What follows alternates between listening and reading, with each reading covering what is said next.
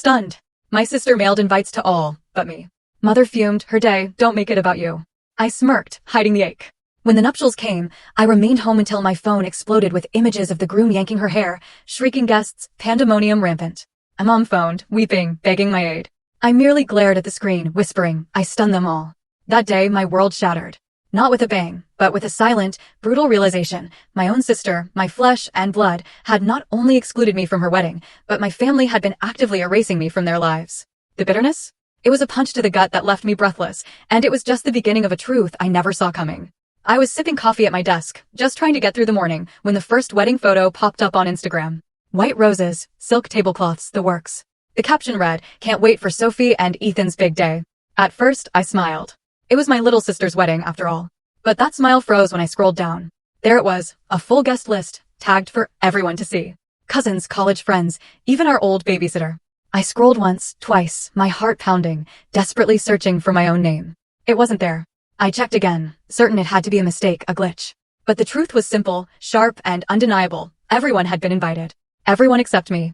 I called Mom. She answered on the second ring, her voice tight, like she'd been waiting for this moment. "Claire, sweetheart, please. It's Sophie's day. Don't make it about you." I laughed, a brittle sound that cracked halfway through. "About me?" I whispered, but she was already talking about florists and seating charts, as if my question didn't even exist.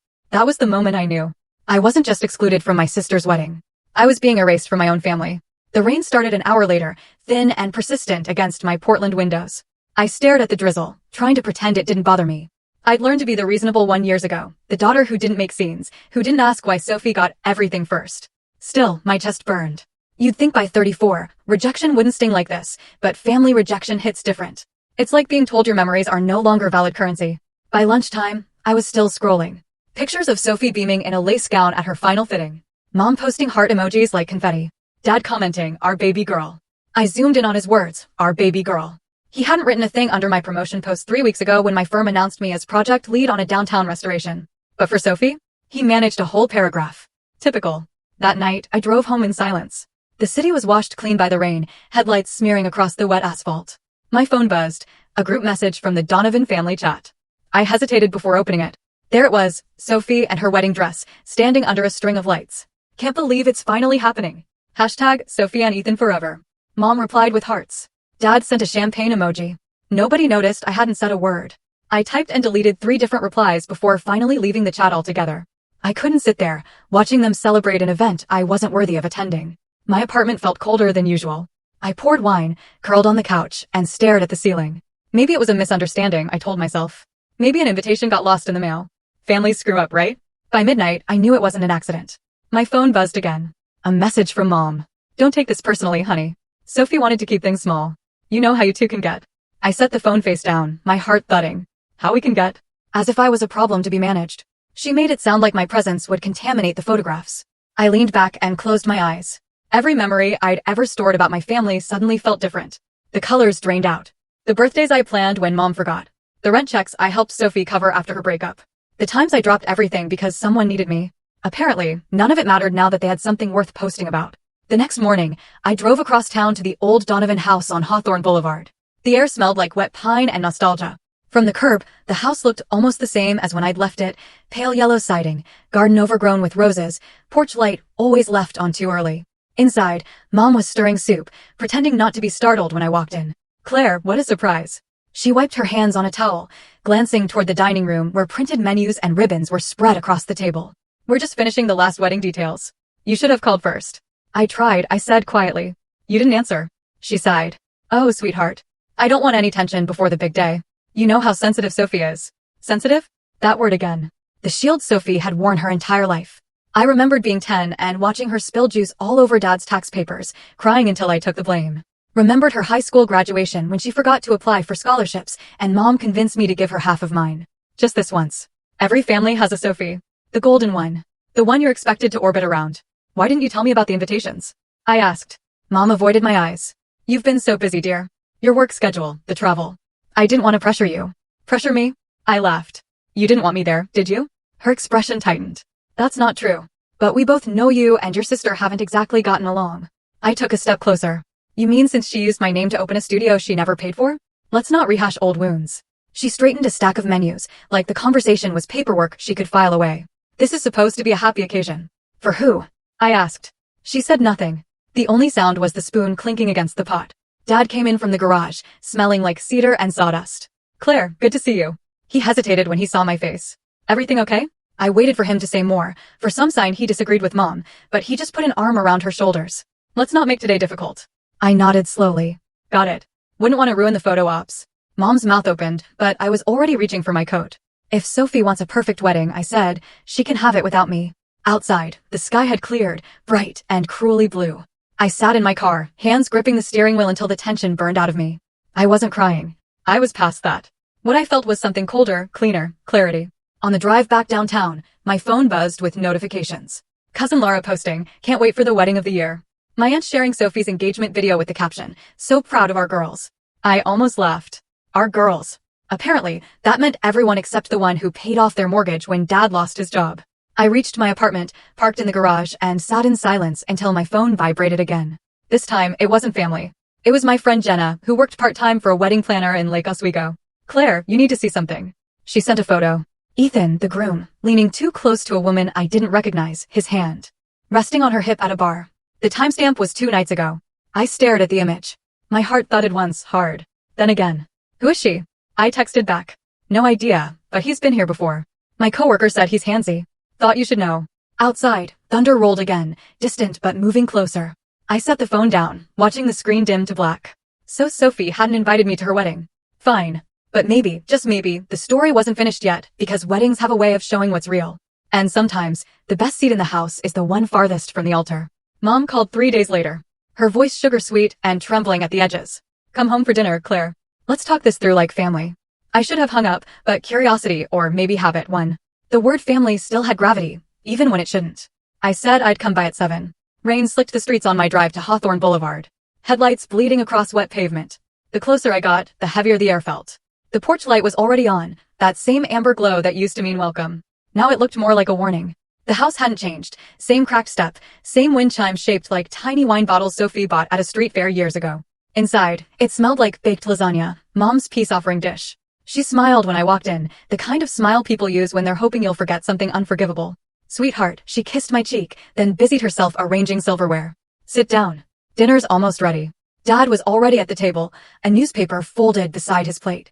He looked older than I remembered, shoulders rounded, eyes tired. Good to see you, he said quietly. I took the seat across from them, the same one I used to take during Sunday dinners when we'd argue about curfews and college choices. The room even smelled the same, sauce, a hint of lemon cleaner, but the warmth was gone. Mom poured wine like it was olive oil, filling her glass to the rim. I don't want any tension tonight, she said brightly. Let's just have a nice meal. I stabbed a piece of lasagna, waiting for the real reason I was here. It came halfway through her second glass. Sweetheart, she began, her tone rehearsed. Sophie never meant to hurt you. Weddings are complicated. Emotions run high. She didn't invite me, Mom, I said. That's not complicated. That's deliberate. Mom sighed, the sound of a martyr adjusting her halo. You know how your sister is. Sensitive. She just wants her day to be joyful. Joyful? That word twisted in my gut. And me being there would ruin that. Claire, Dad murmured. Let's not start. No, I cut in. Let's finish for once. Mom's fork clinked against her plate. You always think everything is an attack. Sophie has been through a lot. Her studio failed. Her engagement fell apart. Her studio failed because she opened it under my name, I said, my voice steady but sharp. She tanked my credit for 2 years. But sure, let's throw her a parade. Mom's eyes narrowed, that familiar mix of pity and irritation. You're stronger than she is. You can handle disappointment. There it was, the family motto. I almost laughed. You mean I can handle being used? Her smile cracked. Don't twist my words. I don't have to. They twist themselves. Dad reached for his glass, but didn't drink. Maybe we should all take a breath. Mom turned on him, sharp as glass. Don't start, Richard. She's always been dramatic. I leaned back. You've called me dramatic since I was 12, Mom. When Sophie crashed my bike and you said I should have been watching her. When she lied about the scholarship money and you said don't make a scene. All I ever did was clean up her messes. Silence pressed against the walls. The only sound was the rain ticking against the kitchen window. Finally, Mom said, you make it sound like we don't love you. I met her gaze. You love me as long as I'm useful. Her lips parted, but no words came out. I pushed back from the table. If Sophie wanted peace, she could have started by inviting her sister. Mom stood too, suddenly desperate. Please don't do this now. The wedding's in a week. I don't want bad energy around it. Bad energy. I laughed quietly. You've been feeding on mine for years. I grabbed my coat. Dad rose halfway, unsure whether to stop me. Claire, he said softly. You know your mother just wants the family together. She wants control, Dad. Don't confuse the two. He looked down, saying nothing. I turned to leave, but Mom's voice followed me, low and cold. You've always been jealous of your sister. The words hit harder than they should have. I froze by the doorway. Jealous. She folded her arms. You never liked how people adored her. The attention, the compliments. Attention doesn't equal respect, Mom. I looked her dead in the eye. You raised one daughter to sparkle and the other to fix the wiring when the lights went out. I stepped out into the rain, but before I reached the car, she called after me, her tone brittle with anger and fear. Don't ruin this for her, Claire. Promise me you won't do anything stupid. I turned back, water dripping from my hair. Don't worry, I said. I won't have to. You've already done it for both of us. The drive back to my apartment was silent, except for the hum of tires on wet asphalt. I could still hear her voice, looping in my head. That mixture of guilt and manipulation she'd perfected over decades. You're stronger than she is. You can handle it. Translation, you'll take the hit so she doesn't have to. By the time I parked, my hands had stopped shaking. Anger had cooled into something steadier, resolve. I wasn't going to beg for a seat at a table that was already rotting. I walked into my apartment, hung my coat, poured a glass of water, and set my phone on the counter. One new message blinked on the screen, from Jenna. You need to see this. Attached was a photo of Ethan, the groom, at some upscale downtown bar, standing far too close to the same woman from before. His hand rested on her lower back, the intimacy of someone who'd done it more than once. Beneath it, Jenna had typed, he's not who they think he is. Thought you should know before it blows up. I stared at the image for a long moment. Ethan's perfect grin looked different now, almost rehearsed. The golden couple, Sophie and Ethan, were already cracking before the vows. I sank onto the couch, the rain outside steady and relentless. For years, I'd been the family's cleanup crew, the responsible one, the fixer. Maybe this time, I wouldn't fix anything. Maybe I'd just watch. I thought about Mom's parting words. Promise me you won't do anything stupid. And I almost smiled. She still hadn't learned that sometimes the smartest thing you can do is nothing at all. When I finally went to bed, the city was quiet, except for the faint buzz of traffic far away.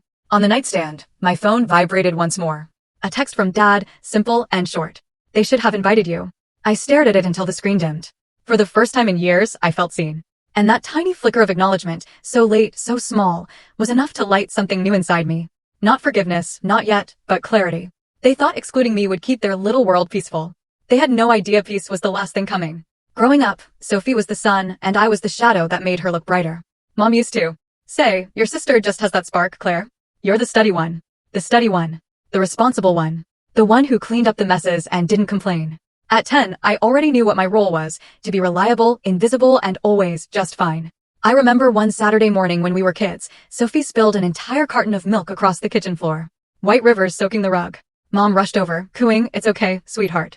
Accidents happen. When I grabbed a towel to clean it, she frowned at me. Claire, be careful. You're making a bigger mess. I was 7. That was the first time I realized how differently love could sound depending on who it was spoken to. By high school, the pattern had become muscle memory. Sophie cried and everyone jumped. I succeeded and nobody noticed. She got the lead in the school musical because she just shines on stage, even though I'd helped her memorize every line. I got straight A's and Mom said, that's expected of you. When I was accepted to the architecture program at Oregon State, Dad clapped my shoulder, proud. Mom just asked, will you still have time to help your sister with her art portfolio? I used to think maybe they couldn't help it. Maybe every family had a favorite. But the older I got, the more it felt intentional, like Mom needed someone to be the anchor so she could keep pretending the ship wasn't sinking. Sophie floated through life with effortless charm. At 21, she had a blog, 10,000 followers, and an ever-rotating list of creative projects. I had student loans and a full-time job that didn't allow sick days. She'd call me when her rent was late, when her boyfriend left, when she couldn't figure out her taxes. You're so good at this stuff, Claire, she'd say, her voice sugar-coated guilt. And like a fool, I'd transfer the money or drive over with a box of takeout, telling myself, that's what family does. The last time I bailed her out was 5 years ago.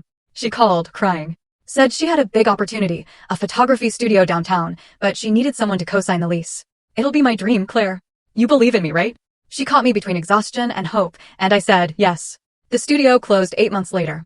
She vanished without paying rent, leaving me with a $25,000 debt and an apology text that read, you'll figure it out. You always do. When I told Mom, she said, your sister didn't mean to hurt you. She just gets overwhelmed. I remember laughing bitterly, asking, what do I get to be, Mom? The designated lesson. She didn't answer. That was the day something inside me started to crack.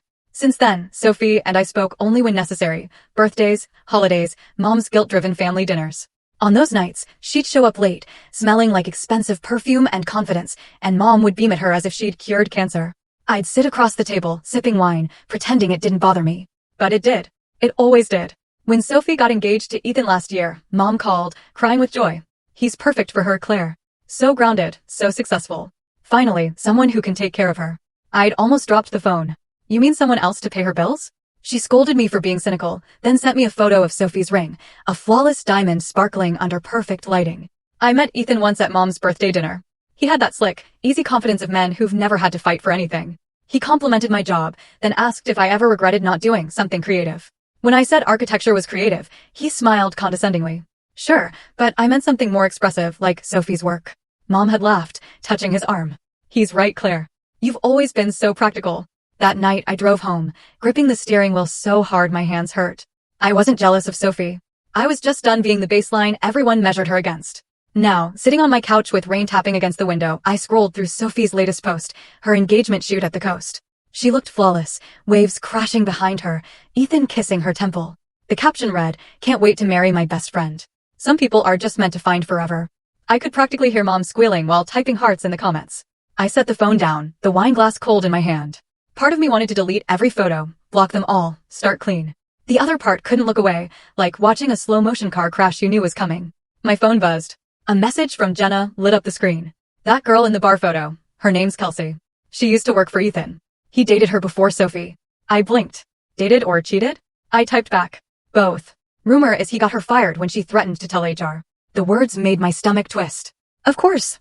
Of course this was the man Sophie thought would save her. I wasn't even surprised. I felt something colder than anger, confirmation. I closed my eyes and exhaled.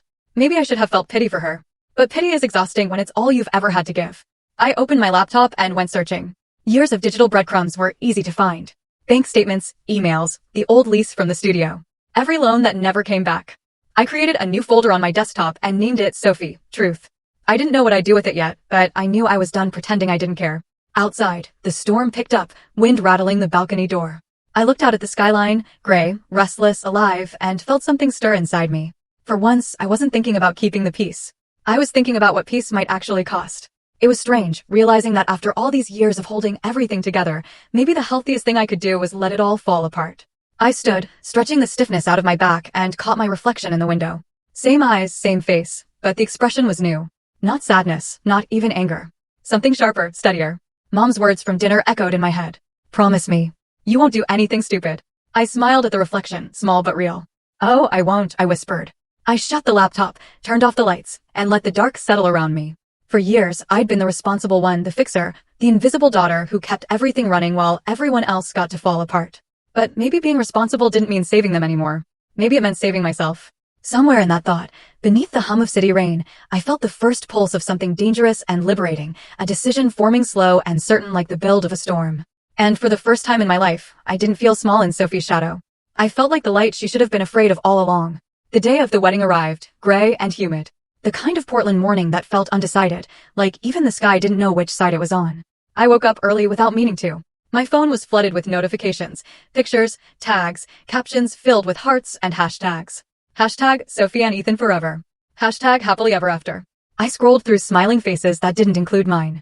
Mom looked radiant in pale blue, holding Sophie's bouquet in one photo. Dad looked proud, but the pride felt performative. His smile stretched tight.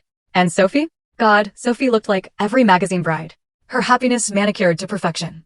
I tossed the phone onto the couch and stood by the window. The air smelled like wet concrete. Somewhere downtown, they were exchanging bows. I pictured it, Mom crying, Sophie trembling with excitement, Ethan saying all the right words with all the wrong meaning. I should have felt rage, but instead I felt distant, like I was watching someone else's family through glass. Still, the silence in my apartment felt too loud. I turned on the TV for noise, flipped through channels, and ended up on a local news segment showing live coverage from the same venue, the Rosewood Pavilion. I almost laughed. Of course, Sophie's wedding was newsworthy. The Donovans love a performance. At first, everything looked perfect. White tents, soft lighting, live string quartet. Then the camera jolted, catching commotion near the reception tent. A woman's voice off-screen said, "Is someone fighting?" The clip cut out. I froze. 10 minutes later, my phone buzzed. Jenna again. Claire, are you watching this? Something's happening at the wedding. Another message came before I could reply. Photos are all over Twitter. I opened the link she sent. The first picture nearly made me drop the phone. Ethan, still in his tuxedo, his hand wrapped around Sophie's hair, yanking her head back while she screamed. Guests stood frozen, champagne flutes midair. The next image showed people rushing between them, chaos spilling like ink across the beautiful setting. I scrolled further, comments pouring in like wildfire. Abuse caught on camera. Groom freaks out at his own wedding. Who is this couple? My heart pounded. I couldn't breathe for a second. Not because I felt shock, but because I wasn't surprised at all. I'd seen it coming the moment I saw Ethan's eyes that first night. The way he talked over Sophie, corrected her stories, called her sweetheart like a command instead of affection. The phone rang. Mom's name flashed across the screen. For a heartbeat, I considered ignoring it. Then I answered. Her voice was hysterical. Claire, thank God. Where are you? Sophie's hurt. Everything's ruined. You have to come. I leaned against the counter, closing my eyes. Why would I come, Mom? I wasn't invited. Please, she sobbed. She needs her sister. The police are here. Reporters. God, Claire, it's everywhere. I said nothing. The sound of chaos echoed faintly through the phone. Crying, shouting. Someone asking for towels. Mom's voice cracked.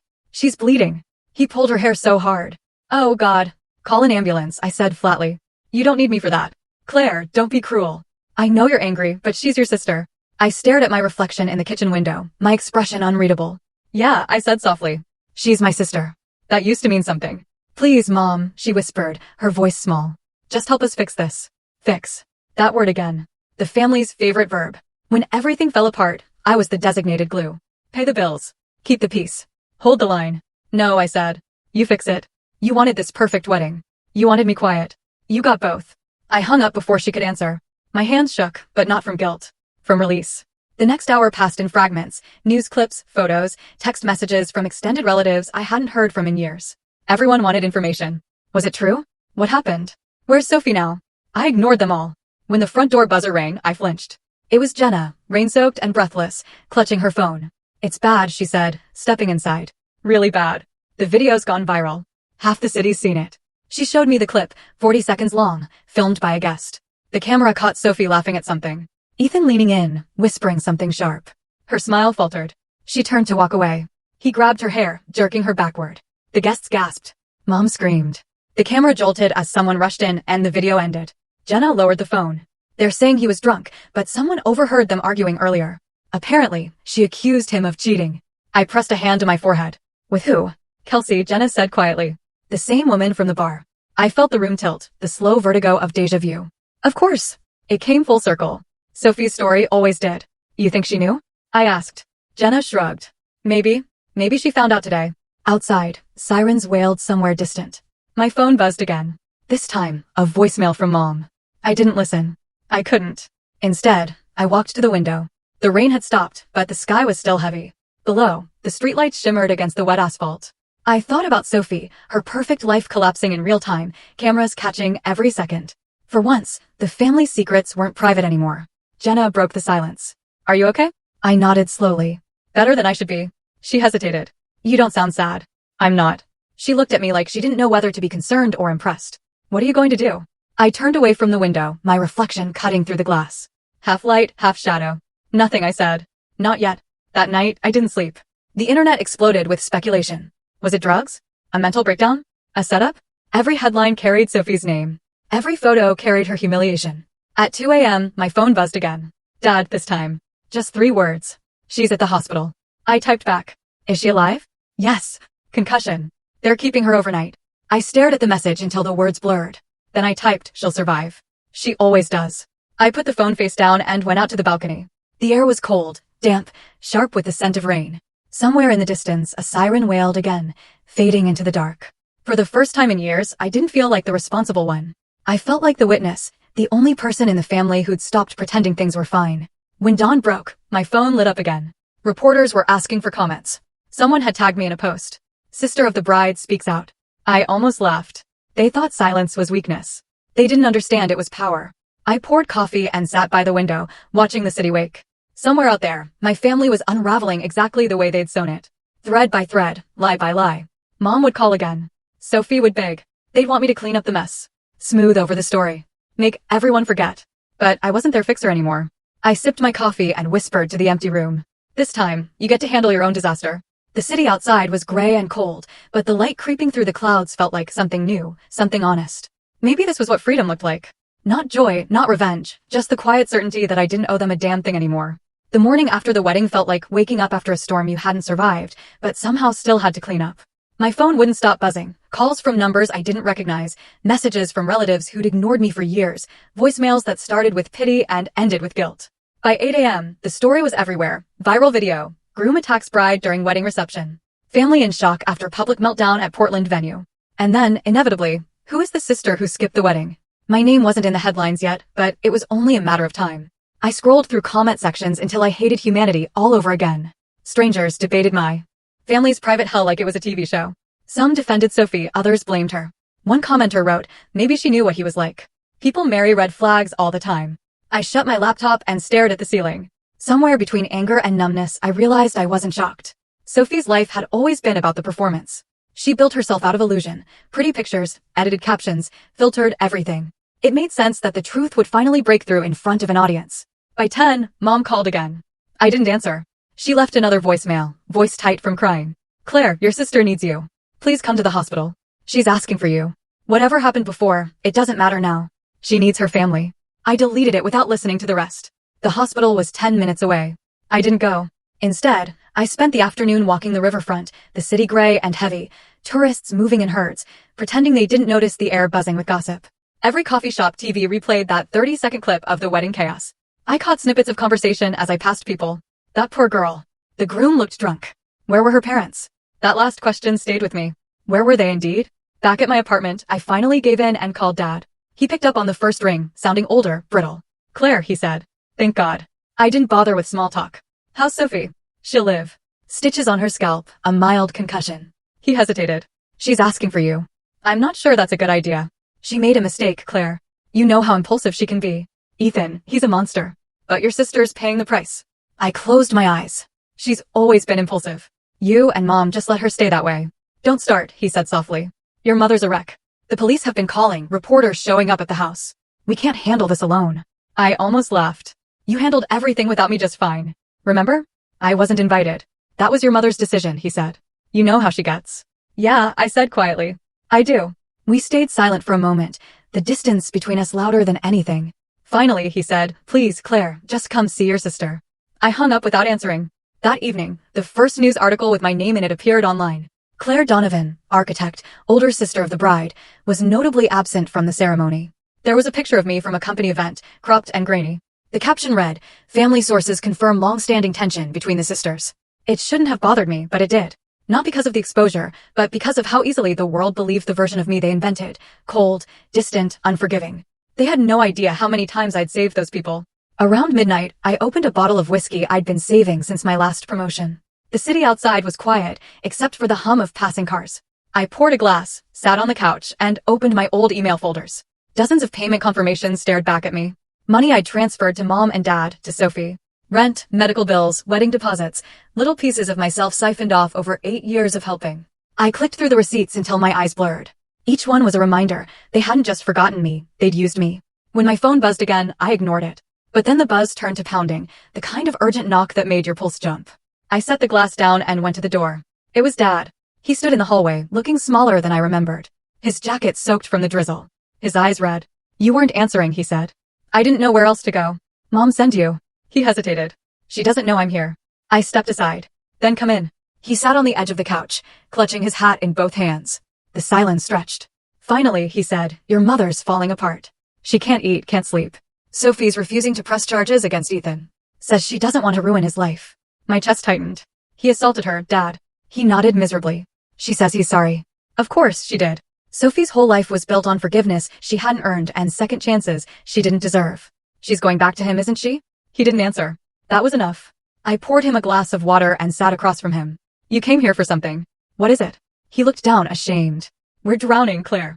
The media won't leave us alone. Your mother's terrified. We need help. Help. I repeated. Lawyers say we could get sued for emotional distress. The venue's demanding payment for damages. And your mother's thinking of refinancing the house. I laughed, sharp, humorless. You're unbelievable. He flinched. I didn't come for money. Then what did you come for? To ask you not to hate us. His voice cracked on the last word. We made mistakes, Claire. But we're still family. I stared at him for a long moment. Then I said, you want forgiveness before you've earned honesty? He blinked, confused. What's that supposed to mean? It means I know about the accounts, the trust, the money you and Mom took out under my name. His face went pale. How? How did you? Doesn't matter, I said. You lied, Dad. For years. He slumped forward, head in his hands. It was your mother's idea. She said it was temporary. We just needed to keep the house. You had options, I snapped. You chose the one that stole from me. The words hung heavy between us. He looked up, eyes glassy. We thought you'd understand. I did, I said quietly. Until I didn't. He stood slowly, shoulders sagging. I'll tell her I talked to you. Just don't make this worse. I walked him to the door, every muscle tight with restraint. Before he left, he turned back. You're stronger than all of us, Claire. But strength doesn't mean shutting the door forever. I met his eyes. Maybe it does. After he was gone, I stood in the doorway, letting the cold air seep in. My heart was pounding, but not with rage, with resolve. They'd built their lies on the assumption that I'd always forgive, always protect. But they were about to find out what happens when the family safety net decides it's done catching falling people. The next morning, I opened a new email to someone I hadn't spoken to in years, Michael Gray, a lawyer who'd once helped my firm through a messy contract dispute. I wrote just one line before hitting send. Need to discuss a personal legal matter. Family related. Urgent. Outside, the city woke under another gray sky. I took a long breath, the first one in weeks that didn't hurt. For the first time, I wasn't waiting for their apology. I was preparing for justice. Michael Gray met me at a cafe downtown 2 days later, the kind of quiet spot where business conversations blended into the hum of espresso machines. He was early, suit-pressed, silver streaks in his hair that made him look more trustworthy than anyone I'd met in years. When I walked in, he stood, shook my hand firmly, and said, "You look like someone who's been holding a lot for too long." I sat down and managed a half smile. You have no idea. We ordered coffee. Black for him, something stronger for me. When the waitress left, I told him everything. The years of financial help, the family manipulation, the forged documents I discovered on my laptop. I showed him the folder labeled Sophie, Truth. He listened without interrupting, jotting notes in a small leather notebook. When I finished, the silence between us felt heavier than the rain outside. Finally, he said, "You've been the family accountant, therapist, and scapegoat. That's a dangerous job description." I didn't apply for it, I said quietly. He nodded. No one ever does. I handed him the flash drive with copies of the documents. They used my money, Michael. My business account. They called it temporary. I didn't even know they'd taken out loans against the house. He studied the files on his tablet. I've seen a lot of family financial abuse cases, but this was premeditated. They created a paper trail that makes it look like you were complicit. I stared at him. What does that mean for me? It means if you don't act first, someone else might. The words hit harder than I expected. You think they'd turn it around on me? He gave a small, grim smile. I think people do desperate things to protect the lies that built their lives. I leaned back, my pulse quickening. So, what's next? He flipped a page in his notebook. We start with information. You said your parents refinanced the house. Did you ever sign anything? No, but they used my transfers to make payments. I have the receipts. That's good, he said. We'll file for a forensic review of those transactions. If the funds came from you and they used them to secure additional loans, that's fraud. We can build from there. The words sounded both terrifying and satisfying. Michael closed his notebook. Before we file anything, I want to be sure you're ready for what comes next. Once this starts, there's no going back to Sunday dinners in polite silence. I gave a dry laugh. Those ended the day they sent wedding invitations to everyone but me. He smiled faintly. Fair point. The waitress dropped off our coffees. The smell of dark roast filled the air, grounding me in the moment. Michael leaned forward. Here's the truth, Claire. Families like yours run on guilt and loyalty. When you take those away, they crumble. Are you ready to watch that happen? I looked down at my hands. They were steady now, not trembling like before. They already crumbled. I'm just done pretending they didn't. He nodded once, satisfied. Then we'll start with a claim for financial exploitation. Oregon law has specific statutes for this, especially when it involves relatives. If we can prove intent, and from what you've shown me, we can, you'll not only recover damages, but also clear your name. I let out a slow breath. So, I won't just be the family scapegoat anymore. No, he said. You'll be the plaintiff. Something inside me shifted at that word. For years, I'd been cleaning up their chaos. Now, I could turn that same precision into a weapon. After our meeting, I drove to the riverfront. The air smelled like rain and salt from the Willamette. I parked, rolled the windows down, and let the wind whip my hair around. For the first time in a long time, I didn't feel tired. I felt awake. My phone buzzed with a message from Mom. Your sister's home. She wants to talk. Don't shut us out, Claire. I stared at the text, then deleted it. Some bridges weren't burned. They were demolished for safety reasons. That night, I pulled every file I could find, emails, transfers, even texts from Mom thanking me for covering utilities. I organized them into a binder, tabbed by year. Each page felt like another nail sealing the coffin on the person they'd trained me to be. At midnight, Michael called. Got a minute? Always, I said. I reviewed more of the documents. There's something strange about the home equity loan. What kind of strange? It was co-signed by Sophie, he said. She claimed to live there full-time, which she hasn't done in years. And the loan payments match almost exactly to your monthly transfers. I stood up, my heart hammering. They were using my money to pay off their illegal loan. Exactly. Which means you've been unknowingly funding fraud. The silence on my end was sharp. So everything I sent them, everything, was part of their cover-up? Looks that way, he said. And there's more. The deed transfer shows Sophie as secondary trustee of the house. That wouldn't happen unless your parents were planning to give it to her eventually. I sank onto the couch. So, the house, the one I helped them save all these years, was never going to be mine. Not even close, he said softly. But now it can be evidence. After we hung up, I sat in the dark for a long time. The city outside glowed faintly, the sound of rain returning against the glass. My whole life had been built around responsibility, showing up, paying up, keeping quiet. Now responsibility meant something different. It meant telling the truth, even if it destroyed everything that came before. The next morning, I printed every document Michael had flagged and took the drive to his office in the Pearl District. He greeted me with that same calm focus, spreading papers across his desk like puzzle pieces. I've seen greed before, he said. But what your family did, it's almost strategic. They kept you believing you were saving them so you'd never realize they were using you. I nodded, jaw tight. Well, they taught me strategy too. He smiled slightly. Good. You'll need it. I've already started drafting the complaint. Once it's filed, they'll be served within a week. What happens then? They'll have two choices. Settle quietly or fight it in court. Either way, the truth comes out. I felt a strange calm settle over me. Let them fight. Michael slid a pen toward me. Then let's make it official. I signed the papers. My name looked different in ink, sharper, bolder, like it finally belonged to someone who knew her worth. As I left his office, the clouds broke for the first time in days. The sun spilled through in thin, golden streaks, lighting up the wet streets. I stood there for a moment, breathing it in. Mom once told me that family loyalty was the glue that kept us together. But glue, I realized, only holds things that are already broken. And I was done being the adhesive for everyone else's damage. By the time I reached my car, Michael had texted, "Keep your phone close. Things will move fast now." I looked back at the city's skyline, its edges sharp against the clearing sky. For years, they'd written the story, and I'd been the quiet footnote. Not anymore. This time, my name would be the headline. The envelope was heavier than I expected. Thick manila, stamped, confidential, Donovan family assets. Michael slid it across the cafe table without a word.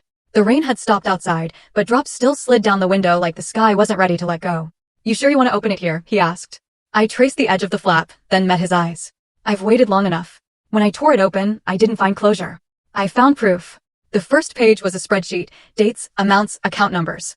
Michael leaned forward, tapping a column with his pen. "These are your transfers, every one of them." I scanned the list. 8 years worth of payments from my checking to theirs. Each labeled household support, loan repayment, or utilities. My stomach tightened when I saw the total at the bottom, $84,000. He flipped to the next sheet, bank statements. "Now look here," he said. "They set up a secondary account under your mother's name called Family Trust Reserve. Guess what those payments were used for?" I looked closer. Mortgage transfers, loan payments, shopping transactions. At luxury stores. "Wait," I said slowly. "They used my money to pay for a loan I didn't even know existed?" He nodded. "Exactly. They took out a home equity loan in 2023 for $180,000, and the repayments match almost perfectly with your monthly transfers." I pressed a hand to my forehead. "So, I've been paying their debt without knowing it." Michael's voice was calm but sharp. "They've been hiding it behind your generosity. It's classic family exploitation, financial manipulation disguised as need." I stared at the paper until the numbers blurred. All those nights I'd worked overtime, the vacations I skipped, the things I said no to so I could help them. It was all feeding a lie. He opened another file. Inside was a property transfer document. "This," he said, "is the house deed." The header read, "Transfer of property, Donovan Family Trust." Below it, Sophie's name appeared as co-trustee, co-signer, and eventual beneficiary. "They transferred ownership last year," he said. "Filed quietly through an attorney in Lake Oswego." I couldn't breathe. So, while they were taking my money to pay off a loan, they were also making sure I'd never see a cent of that house. Michael nodded once. "They planned this. And from the signatures here, your father, your mother, and Sophie, they all knew." The cafe noise faded, replaced by the thud of my heartbeat. I looked out the window, past the dripping awning, at people walking by with umbrellas. None of them knew what it felt like to realize your entire family had built a home on your money and buried your name under their lies. Michael's voice broke through the fog. "There's more." He pulled out a USB drive. "Found this in the file. Labeled, Meeting September 2023. Looks like a recorded conversation." I hesitated, then nodded. He plugged it into his laptop, pressed play. The audio was muffled at first, clinking glasses, the hum of voices. Then I heard it. My mother's voice. Calm. Certain. "If Claire ever finds out, we'll just tell her it was a misunderstanding. She won't fight us. She never does." There was laughter in the background. My sister's voice followed, light and smug. "She's too responsible to cause drama." That's the beauty of it. Something inside me snapped, not in anger, but in clarity. 8 years of silence fell away in one clean break. Michael paused the recording. "That's intent, Claire. That's everything we need." I swallowed hard. I don't even know what to feel. Start with relief, he said softly. You're not crazy. I sat back, breathing slow. My mother's words echoed in my head. She never fights us. Well, I said quietly, she's about to learn. Michael watched me for a moment, then nodded. Good, because we're filing the claim tomorrow. You'll get served copies after they're notified. It'll move fast from there. I turned the USB drive over in my hand, the small piece of plastic that held 8 years of deception. What happens after that? They'll scramble, he said. They'll panic. They might even try to talk you out of it. Don't engage. I won't. He smiled slightly. I believe you. When we left the cafe, the clouds had thickened again. I walked to my car as the first drops began to fall, cold and precise. By the time I shut the door, it was pouring rain, hammering the roof, washing the city clean. My phone buzzed with a new message. Unknown number. Claire, it's Aunt Helen. Call me when you can. Your father left something for you before he got sick. I think it's time you saw it. I stared at the message, my pulse quickening. Aunt Helen, my father's sister, had always been the quiet observer, the only one who saw through Mom's act. If she had something now, it meant more truths were waiting. I drove through the rain toward home, headlights cutting through the gray. The streets shimmered like mirrors, the world upside down and wet. Somewhere between stoplights, I realized I wasn't angry anymore. Anger was a fire. What I felt now was steel. When I reached my apartment, I poured whiskey and spread the papers across my kitchen table. Each page told a story my family had spent years covering up. Each lie lined up neatly, evidence of a pattern older than I'd ever guessed. My phone buzzed again. Mom, this time. I didn't answer. The voicemail icon blinked once, but I ignored it. I didn't need to hear her reasons. I stared at the documents until midnight, the city humming beyond the glass. Michael's words echoed in my head. Families like yours run on guilt and loyalty. When you take those away, they crumble. I took a deep breath and whispered to the empty room, then let it crumble. Outside, thunder rolled in the distance, low and certain, as if the sky was agreeing with me. When I finally went to bed, the USB drive sat on my nightstand beside my phone. A small, silent witness, waiting for its day in court. The last thought before sleep found me was simple. They'd spent years teaching me to be responsible, patient, and quiet. Now they were about to find out what responsibility looks like when it finally fights back.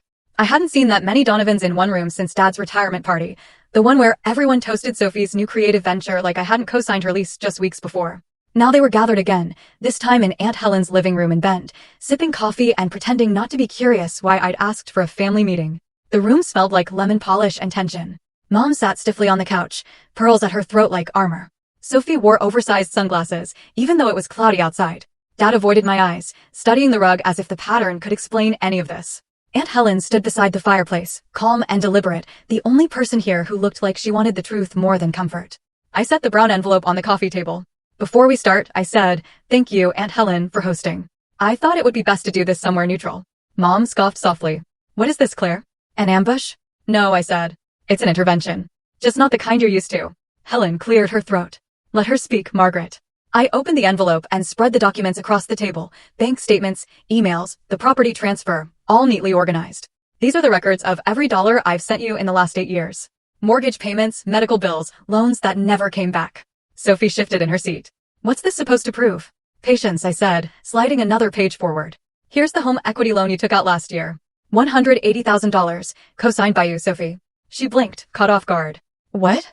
"No, that's real," I interrupted. "You signed as a resident of the property, which you weren't. And the repayments," I pointed at the highlighted lines, "they matched the money I was sending every month. So, in essence, I've been paying for your fraud." The room went silent, except for the ticking clock on the mantel. Dad looked up, his voice shaky. "Claire, let's. Aunt Helen said sharply. "I want to hear this." Mom's face flushed. "You have no idea what we were dealing with. You think this is easy, keeping a family afloat." I laughed softly. "You weren't keeping it afloat, Mom. You were drilling holes and asking me to bring buckets." Sophie pushed her sunglasses to her head, eyes wide. "You don't understand. It wasn't about money. It was about saving the house." "From what?" I asked. "From being owned by the only person who actually paid for it?" She opened her mouth, then closed it again. Aunt Helen picked up one of the pages, squinting. "This says you transferred the deed into the Donovan Family Trust, with Sophie as co-trustee. When did that happen?" Mom looked ready to crumble. "Your father and I thought it would be better for the family. Sophie has the kids. She needed stability." I cut in. "And you decided I didn't. You rewarded the child who created chaos and punished the one who cleaned it up." Mom's voice rose, brittle. "Don't talk to me like that, Claire. Everything we did out of love." "No," I said, my tone steady. "You did it out of convenience." For a moment, no one breathed. Then Helen set down the papers and looked straight at Mom. "Margaret, did you forge these transfers?" Mom bristled. "Of course not." "She didn't have to," I said. "She had me trained to sign whatever she asked for. I trusted her. I trusted all of you. Sophie wiped her eyes, tears smearing her mascara. Claire, please. It's not what you think. I didn't know everything. Didn't know or didn't want to? I asked quietly. She flinched. Dad finally spoke, his voice barely above a whisper. Maybe we went too far. We just wanted to protect what was ours. What's yours? I asked. Dad, that money came from me. From my work, my overtime, my life. You didn't protect anything. You stole it and gave it away. Helen stepped closer to me, placing a hand on my shoulder. Show them the rest. I pulled out the USB drive and set it next to the papers. This is a recording from September last year. A meeting between Mom, Sophie, and Ethan. Mom stiffened. You had no right. I didn't record it, I said. Your lawyer did. It was in the files you tried to hide. Helen nodded toward me. Play it. I connected the drive to my laptop. The speakers filled the room with the sound of clinking glasses and low conversation. Then Mom's voice emerged, clear and cutting. If Claire ever finds out, we'll tell her it was a misunderstanding. She won't fight us. She never does. The room froze. Helen's hand tightened on my shoulder. Margaret, she said slowly. That's your voice, isn't it? Mom's lips trembled. It was taken out of context. Sophie whispered, oh my God. I paused the recording. You didn't think I'd ever stand up to you. But you were wrong. Mom's face crumpled. You're destroying this family, Claire. I leaned forward, meeting her gaze. No, Mom. I'm revealing what you built it on. Lies, manipulation, and guilt. Dad tried to speak again, but Helen stopped him. Robert, don't. You've let this go on long enough. He looked between us, defeated. What do you want from us, Claire? Accountability, I said simply. And a little honesty, for once.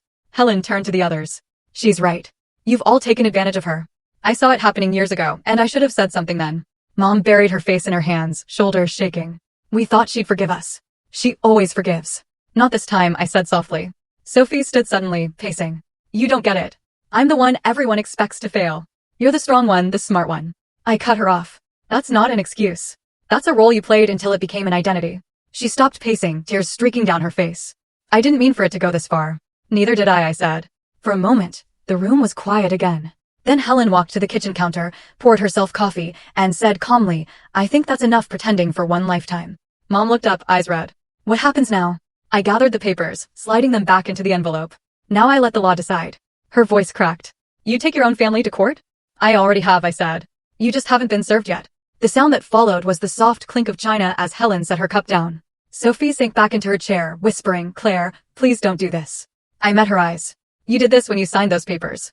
I stood, tucking the envelope under my arm. For years, you all made me believe love meant sacrifice. But I finally learned something. Mom's voice was barely a whisper. What's that? That love without respect is just control. When I walked out, the air outside felt electric, charged, alive, almost clean.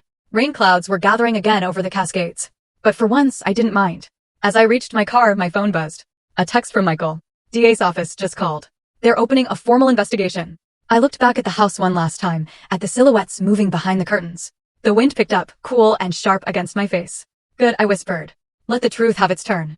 The courtroom smelled like paper and disinfectant, the kind of sterile scent that makes even truth feel procedural.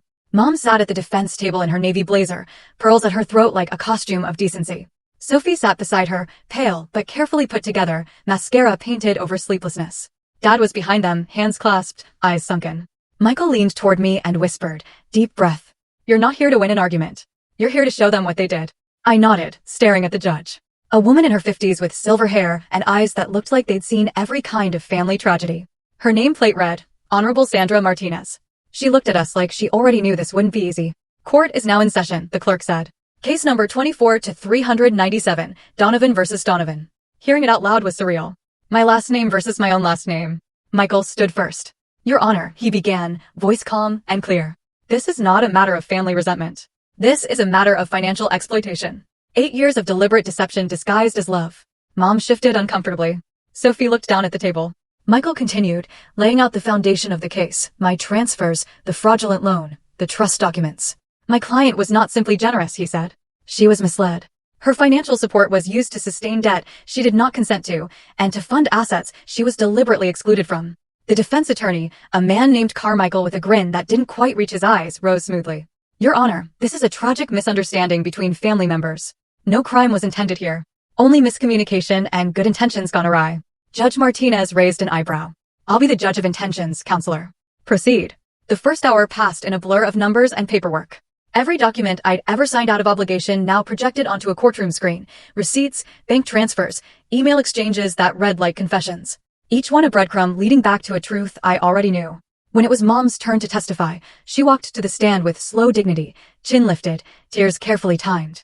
Mrs. Donovan, Michael said, you authorized the use of your daughter's funds for your household expenses. Correct? I did, she said softly. But only because we were struggling. She offered to help. And when you took out the home equity loan? She hesitated. That was to save the house. For the family. Michael nodded, flipping a page. You told your lawyer last year that your daughter Sophie lived there full time. Was that true? Mom's voice faltered. Not technically. Not technically, he repeated. But you signed under oath. Carmichael jumped in. Objection. Badgering. Overruled, said the judge. Answer the question, Mrs. Donovan. Mom's hands trembled. I just wanted to protect our home. Michael's voice was steady. By transferring ownership into a trust that excluded the daughter who paid for it? Mom's eyes flicked toward me, desperate. She had her own life, her own apartment. She didn't need the house. The words hit like a slap. I watched her, wondering if she could hear herself, the same woman who taught me that love meant giving, now admitting she took because she thought I didn't need. Michael nodded, calm as ever. No further questions. When Sophie took the stand, she looked fragile in her navy dress. Eyes rimmed red. Mrs. Donovan, Michael began. You co-signed the loan, correct? She nodded. Dad asked me to. He said it was a formality. And you understood that your sister's funds were being used to repay that loan? I didn't, she stopped, wiping her eyes. I didn't think about it. Michael let the silence linger. But you signed documents claiming to contribute financially. I thought it would help, she whispered. I didn't want to disappoint them. Didn't want to disappoint them, he repeated softly. Even if it meant betraying the person who kept you both afloat? Sophie broke down crying. I never wanted this to happen. Judge Martinez watched quietly, taking notes. Next was Dad. His testimony was the hardest to listen to. Not because he lied, but because he didn't. Mr. Donovan, Michael said gently. Did you know your wife and daughter used Claire's funds to secure that loan? Dad hesitated, then nodded. Yes. Did you inform Claire? No. Why not? His voice cracked. Because she would have said no. I knew it was wrong. You knew it was wrong. I knew it was necessary, Dad whispered. The judge scribbled something. For the first time all morning, I saw her frown. After a brief recess, Michael called me to the stand. My palms were damp, but my voice was steady. Ms. Donovan, he said, why did you file this case? I looked at my family before answering. Because love shouldn't mean bankruptcy. Because silence isn't loyalty, it's surrender. He nodded. Did you ever intend to recover the money? I just wanted the truth, I said. But the truth always comes with a price. Carmichael rose for cross-examination. Ms. Donovan, would you describe yourself as close to your family? Once, I said. Before I realized closeness was conditional. He smiled thinly. And yet you kept giving them money. Doesn't that imply consent? I met his gaze. It implies trust. They used that as a weapon. Carmichael hesitated, searching for footing. So, this is about punishment? No, I said evenly. This is about boundaries. The ones they never respected. Even the judge's pen paused for a moment. When testimony ended, the courtroom felt drained. The air was thick with everything unspoken, the years of manipulation, the guilt, the quiet apologies that had never come. Judge Martinez folded her hands. I've reviewed the evidence. It's clear this family has been entangled in financial deception that went far beyond misunderstanding. She looked at Mom, then Sophie. You accepted financial support under false pretenses, concealed debt, and transferred property without disclosure. Mom's lips trembled. Sophie looked ready to vanish.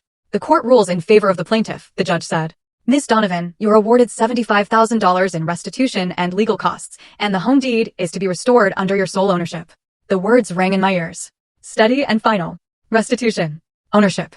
Truth. Mom gasped softly. Sophie covered her face. Dad stared at the floor. I didn't smile. I didn't feel victorious.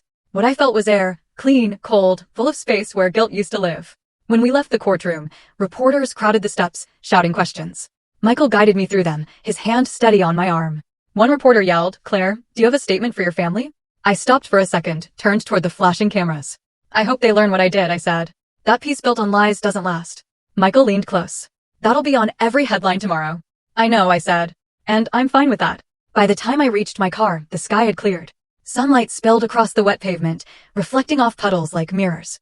My phone buzzed. A text from Aunt Helen. Your father left something else in the bank safe. Come see me. I stared at the message, then looked back at the courthouse. The building stood tall and gray behind me, its steps shining like new stone after rain. For the first time, I didn't feel like the family's fixer or the forgotten daughter. I felt like the woman who finally told the truth and survived it. Aunt Helen lived in a quiet neighborhood near Ben's old mill district, in a little white house with blue shutters that always smelled like cedar and coffee. When I pulled into her driveway, the late afternoon light was warm and soft, cutting through the trees like something from a memory I'd forgotten to miss.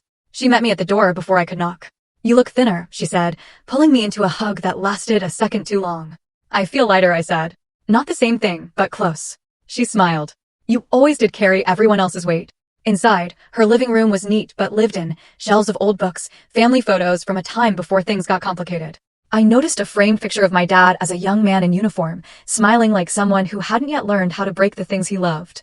Helen gestured toward the kitchen table. It's there, she said. What your father left you. A small, fireproof box sat in the center, the kind you'd expect to find in a lawyer's office or a bank vault. She handed me the key. He asked me to hold it years ago. Said it was for when Claire needed to know the truth. I didn't open it. Thought that should be your choice. My throat tightened. When did he give it to you? Summer of 2022. Just before Sophie's divorce. She poured coffee for both of us, then sat down across the table. He looked tired, like he'd been carrying something heavier than guilt. I stared at the box. You really didn't peek? She smiled faintly. Tried, but no. I figured whatever was inside would find you when it was time. I turned the key. The lock clicked open with a soft metallic sigh. Inside were neatly stacked envelopes, a leather notebook, and a flash drive. The first envelope was labeled in Dad's handwriting, for Claire. I opened it slowly, unfolding a letter written in the kind of uneven script that comes from shaking hands. Claire, if you're reading this, it means I didn't have the courage to tell you myself. You were always the strong one, the one who saved us when we didn't deserve it. Your mother and I made mistakes, big ones, and I'm not sure I even understand why we did. Maybe pride, maybe fear. But I know you carried the burden of every bad decision we made. There's a second account at First Ben's Savings under your name. I set it up years ago after realizing how much you were sacrificing. It isn't much, but it's yours. Real, honest. Earned. No strings attached. Consider it a start towards something better than all this. I'm sorry for what we did. For what I didn't stop. For watching you drown in the name of family. Dad. I read it twice before realizing I was crying. The quiet kind of crying that doesn't sound like grief, but relief. Helen reached across the table and squeezed my hand. He wasn't a cruel man, Claire. Just a weak one. I know, I whispered. That's the part that hurts the most. The leather notebook was next. It was filled with financial notes, bank records, and scribbled thoughts, his own version of confession. He documented everything, the refinancing plan, the way Mom had convinced him it was temporary, the slow slide from justification into deceit. And then I found something else. An email printout dated 3 weeks before Sophie's wedding. It was from Mom to their attorney. Finalize the trust documents before the ceremony. We'll announce the transfer after New Year's. Claire won't object. She never does. Helen leaned forward as I read it out loud. She really wrote that? I nodded. She never thought I'd fight back. What will you do with it? I looked at the pages, then back at her. Nothing legal. The court's done its job. This is just proof that I wasn't crazy. She smiled softly. Sometimes that's all justice really is, being believed. We sat there for a while in silence, the late afternoon fading into amber light. Finally, Helen said, he left something else for you. She pointed to the flash drive. I don't know what's on it, but he said it would help you understand. I plugged it into my laptop. A video file appeared, dated December 28, 2024, 3 days before Sophie's wedding. When I hit play, my father's face filled the screen. He was sitting in his workshop, wearing that old plaid shirt I used to steal when I visited home. Hey, Claire, he said, smiling awkwardly. If you're seeing this, it's probably because things didn't go the way I hoped. I wanted to explain a few things before you hear them from everyone else. He sighed, rubbing his forehead. Your mother's been planning to transfer the house to Sophie for months. I tried to stop it, but I didn't fight hard enough. You know me, conflict's never been my strength. He looked up at the camera, eyes glassy. But I need you to know something. I never thought of you as just the responsible one. You were the heart of this family, even when we didn't deserve it. If we lose you, that's on me. He paused, swallowing hard. I set up that account because I wanted you to have something that was truly yours. It's not much, but it's a beginning. Maybe one day you'll forgive us, or maybe you won't. Either way, I hope you'll live free of us. Don't let our mistakes become your legacy. The video ended there, just a still frame of him sitting in that quiet workshop, surrounded by tools and sawdust and regret. Helen's eyes were wet when I looked up. He meant it, you know. I think he did, I said. We sat in silence for a while. The clock ticked softly in the corner, the kind of sound that usually made me anxious, but now it felt steady, like something moving forward instead of circling back. When I finally left Helen's house, dusk had settled over the trees. The air was crisp, the sky streaked with fading orange. She walked me to the door and hugged me again. You did the right thing, she said. Sometimes it doesn't feel like it. Then that means you really did, she said, smiling. The right thing never feels easy. On the drive back to Portland, I thought about that video, about the way my father looked into the camera like he was talking to a ghost. I realized he hadn't been confessing to clear his conscience. He'd been giving me permission to stop carrying theirs. When I got home, I logged into the bank he'd mentioned. The account was real, small, but untouched. It wasn't about the money. It was proof that he'd seen me, maybe too late, but still. For the first time in years, I slept without waking at 3 a.m. thinking about what I owed someone. The next morning, I called Michael to tell him about the box. He listened quietly. You're not obligated to share any of it, he said. The case is closed. I know, I said. But maybe it's not about obligation. He hesitated. You're thinking of telling them. Not Mom, not yet. But Sophie deserves to know the truth. The real truth, not just the headlines. He sighed. You're braver than I am. Maybe, I said. Or maybe I'm just finally done being afraid of what honesty costs. After we hung up, I wrote Sophie a letter. I didn't defend her and I didn't condemn her. I just told her what Dad said, that love without respect is control, and that she deserved to build something better than what we inherited. I slipped a copy of his note inside and mailed it to her apartment. By the time the sun set that evening, I felt something strange in my chest. Not victory, not forgiveness exactly, but peace shaped like distance. For once, I wasn't holding the family together.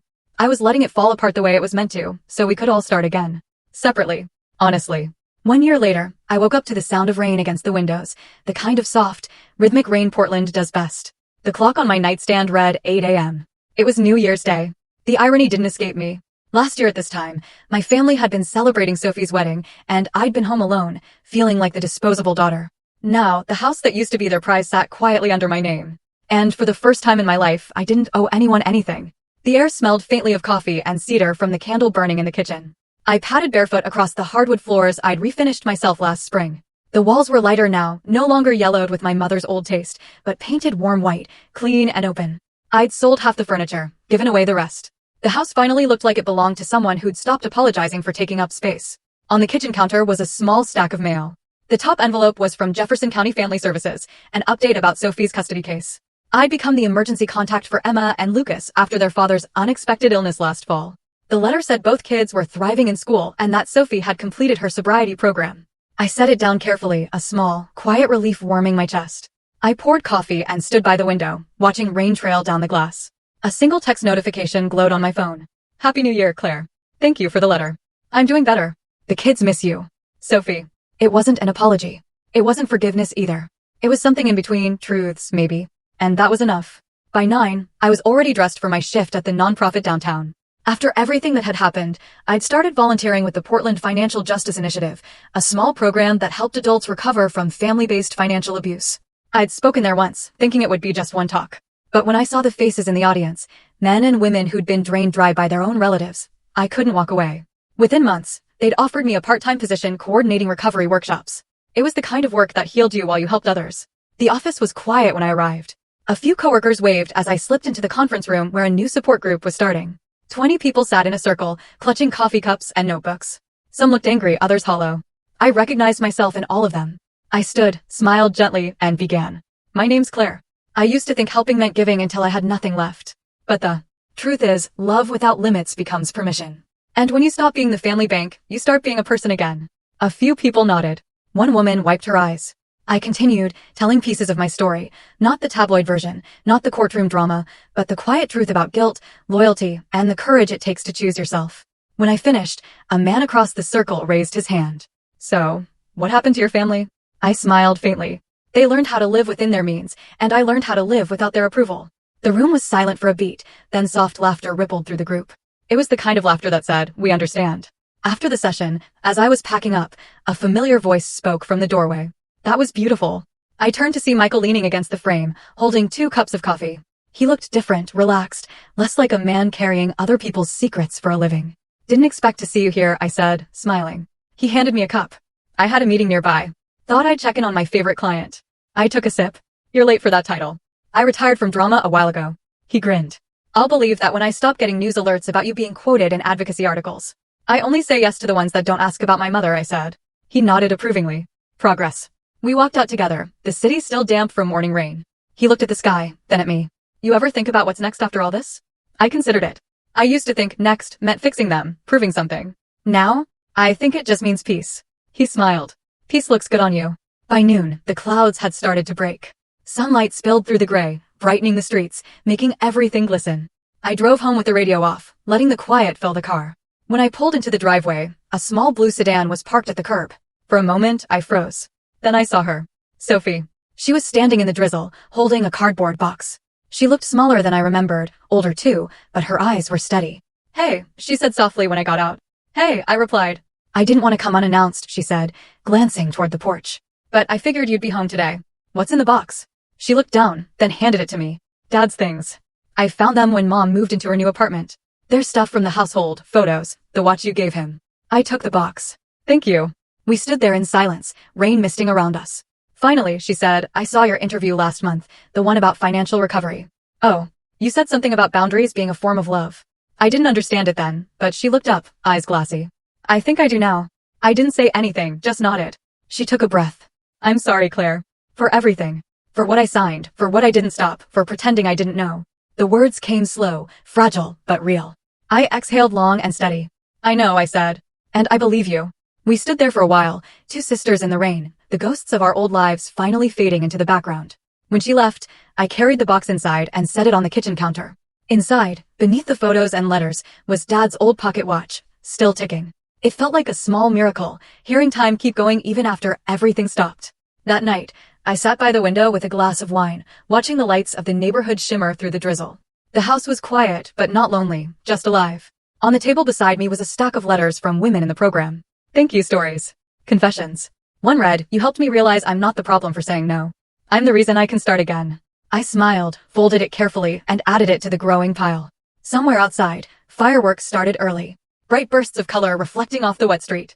I thought about the girl I used to be, sitting alone last New Year's Eve, waiting for a call that would never come. She'd been hurt, invisible, desperate to be loved the way she loved others.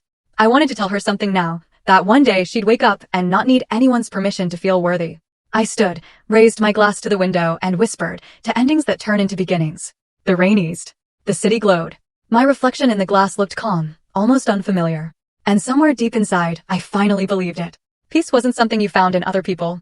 It was something you built, one boundary at a time. If you've ever been the one who gave until there was nothing left, I hope my story reminds you that love doesn't mean surrender. It means knowing when to choose yourself, fiercely and without apology.